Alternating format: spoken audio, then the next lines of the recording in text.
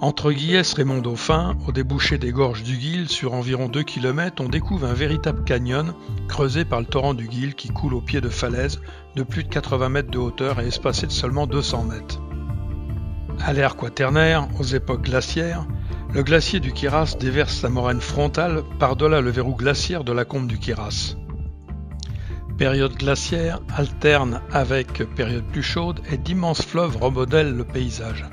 Ceci explique la constitution particulière de la roche des plateaux de Guillès-Raymond-Dauphin, conglomérat composé de galets grès cimentés par de l'argile et du calcaire appelé poudingue. Les fleuves interglaciaires roulent de nombreux galets de diverses roches arrachées aux jeunes montagnes alpines. Ce paysage étrange et sauvage est dû à la création d'une faille et à l'effondrement de la falaise.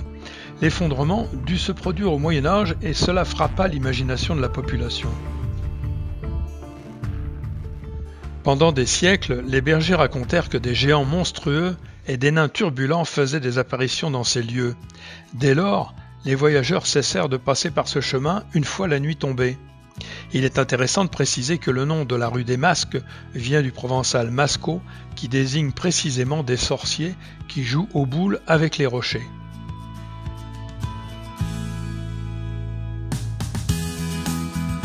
Et oui, et savez-vous qu'à la nuit de Noël, au premier coup de minuit, les roches s'ouvrent sur une grotte pleine de l'or fabriqué par ces sorciers qui se cachent et perdent leur pouvoir cette nuit-là.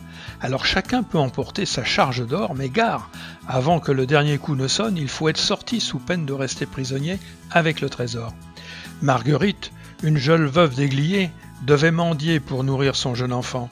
Un jour, elle tenta sa chance, attendant sans rien dire la nuit de Noël, et prenant son enfant dans ses bras, elle s'approcha ce soir de Noël de la rue des Masques. Un bruit métallique sort de la roche de l'église d'Églier parvint étouffer le premier coup de minuit, la roche s'ouvre et le trésor est devant elle. Elle dépose l'enfant sur un tas d'or et pleure, vaincue par l'émotion. Mais d'un coup, silence. Le 12e coup retentit, les parois se referment. Marguerite n'a pas le temps de réagir que déjà la grotte engloutit trésor et enfant. Elle a beau crier, supplier, pleurer, la pierre est immobile, elle est seule. Marguerite reste toute la journée à attendre et s'endort de fatigue. Quand elle s'éveille, elle est dans sa chambre, un pain est posé sur sa table, elle le mange et retourne à la rue des Masques le soir. Elle s'endort de nouveau et de nouveau s'éveille dans sa chambre le lendemain avec un nouveau pain. Toute l'année, ses jours se passent ainsi. Elle ne pense qu'à son fils. Noël revient, Marguerite bien éveillée attend devant le rocher. Le son métallique, le premier coup de minuit, parvint étouffer, la roche s'écarte. L'enfant est là, qui lui sourit et lui tend les bras. Alors Marguerite prend son enfant et s'enfuit sans penser à d'autres trésors que son enfant. Et on raconte que depuis ce jour-là, Marguerite et son fils ne connurent plus jamais la misère. Ah, je crois qu'on approche de géants monstrueux. Ah mais non, c'est pas eux, voyons. Un géant de pierre a surgi du magma dans la lave, le feu et la fumée. Ses yeux rouges lançaient des éclairs, sa voix de tonnerre faisait trembler la terre jusqu'aux confins du Quiras. Il régnait ici sur toute chose, et tout un chacun le craignait. Un soir, la pluie se mit à tomber, il plut pendant des jours et des jours, le feu de la terre et la colère du géant s'éteignirent, enfin vaincus. L'eau monta, inondant la vallée, on ne vit bientôt plus les arbres, les falaises, et de redoutables torrents dévalèrent la montagne. Le géant, à son tour, sentit l'eau l'ensevelir, il leva les bras au ciel dans un dernier sursaut, et périt noyé. On ne voit plus ici que ses deux bras et sa main gauche.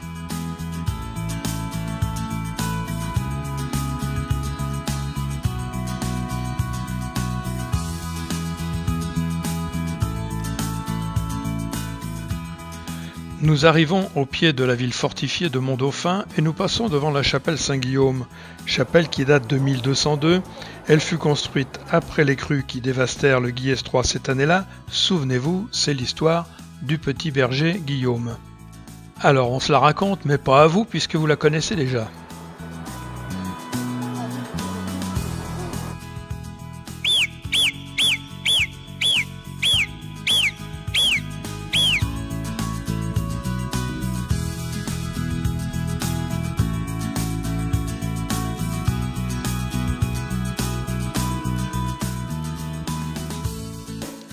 Un raccourci nous permet de rejoindre la ville fortifiée de Mont-Dauphin, classée au patrimoine de l'UNESCO. L'ensemble fut édifié sous Louis XIV par le célèbre Vauban sur le plateau des Mille Vents. Il était censé protéger les vallées des intrusions répétées du duc de Savoie, mais ne connut jamais de bataille. Nous aurons l'occasion de revenir sur l'histoire de cette ville fortifiée.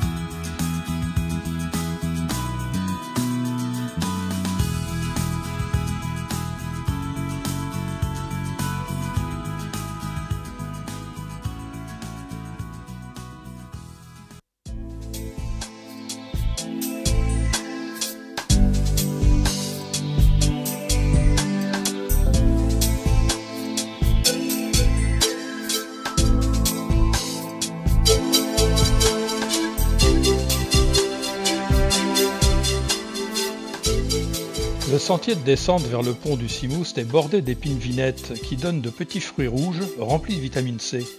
On en fait des confitures dès que le fruit a gelé.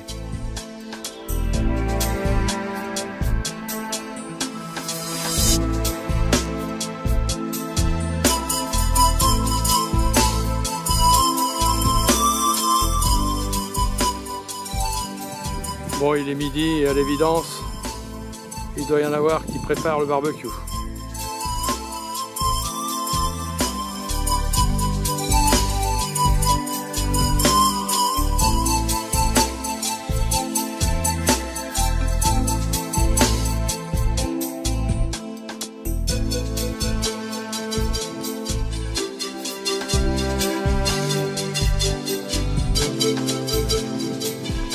Nous remontons maintenant vers le pain de sucre, point culminant de notre sortie.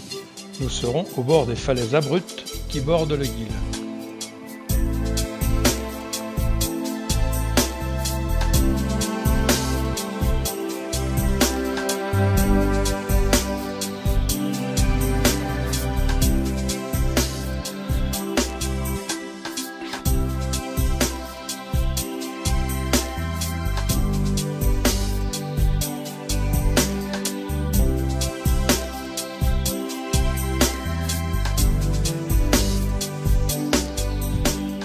Sur le pain de sucre, à l'époque gauloise, on vénérait un dieu celte, Bel. On le fêtait au mois de mai, au moment des semences et du réveil de la nature. Et au Moyen-Âge, il y a eu une tour de surveillance dont on doit encore chercher les traces.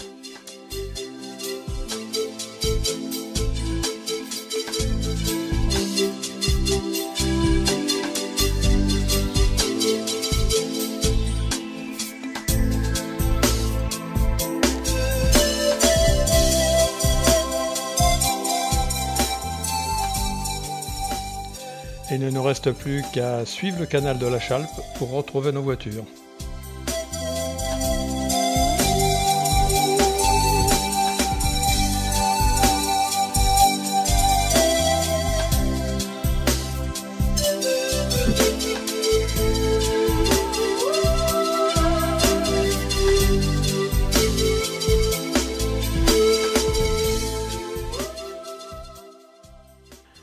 Et prochainement, je vous emmène voir, à près de 3000 mètres d'altitude, le premier tunnel transalpin percé sous Louis XI pour y faire passer des caravanes de mulets.